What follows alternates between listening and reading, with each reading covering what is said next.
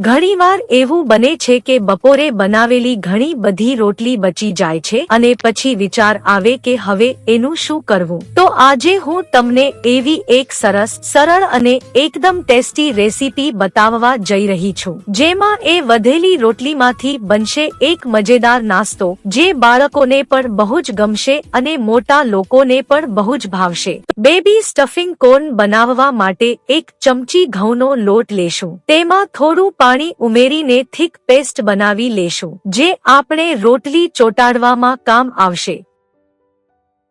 હવે જે ઘરમાં બપોરની રોટલી વધી હોય એને આ રીતે પીઝા કટરથી 4 ભાગમાં કટ કરી લેશું। એવી જ રીતે બાકીની બધી રોટલીને પણ આ જ રીતે કાપી લેવાની છે। તો મેં પહેલેથી રોટલીને કાપીને રાખી મૂકી છે।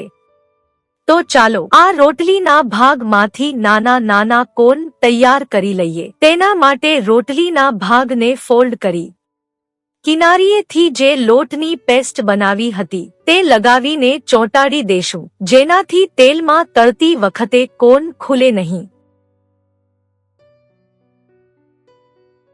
તો આવી જ રીતે બધા ભાગમાંથી કોન બનાવી લેશું અને જે ભાગમાં રોટલીનું પડ ખુલ્લું હોય ત્યાં પણ પેસ્ટ લગાડીને ચોંટાડી દેશું। અને બજારમાં કોન બનાવવાનું રેડીમેડ મોલ્ડ પણ મળે છે, તમે તેના વડે પણ કોનનો શેપ આપી શકો છો। તો મોલ્ડમાં આ રીતે રોટલીના ભાગને રાખીને શેપ આપી દેશું। તો બધા જ ભાગમાંથી કોન તૈયાર કરી લીધા છે। હવે કડાઈમાં તેલ મૂકી મોલ્ડ સાથે કોનને તળવા મૂકીશું। કોર્ન થોડો કડક થાય એટલે મોલ્ડને નીકાળી લેશું। જો તમે મોલ્ડ વગર કોર્નને તળવા મૂકશો તો તે બેસી જશે, જેનાથી તમે કોર્નની અંદર સ્ટફિંગ ભરી નહીં શકો, એટલે મોલ્ડ સાથે જ તળીશું।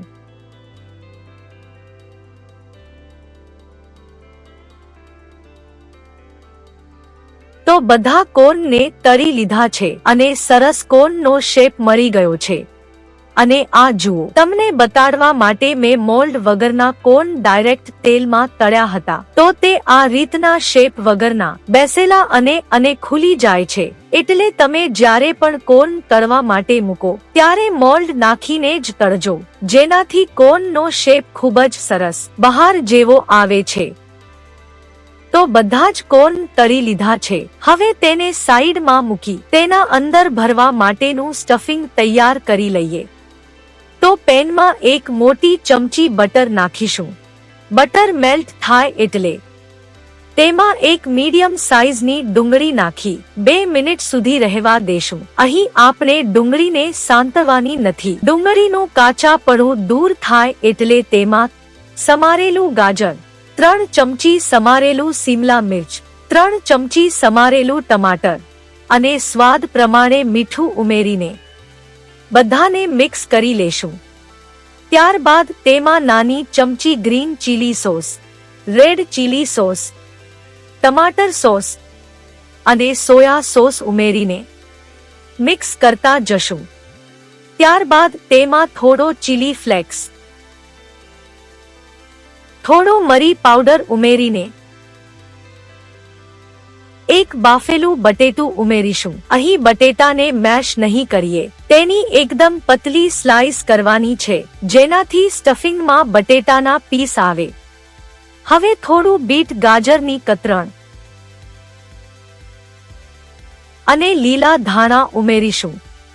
તો બસ સ્ટફિંગ રેડી છે। તો તેને ઠંડુ થવા દેશું। સ્ટફિંગ ઠંડુ થાય એટલે આ રીતે કોનમાં ભરીશું અને ચમચીના પાછળના ભાગથી પ્રેસ કરતા જશું, જેનાથી કોન નીચે સુધી ભરાઈ જાય। તો આ જ રીતે બધા કોન ભરી લેશું।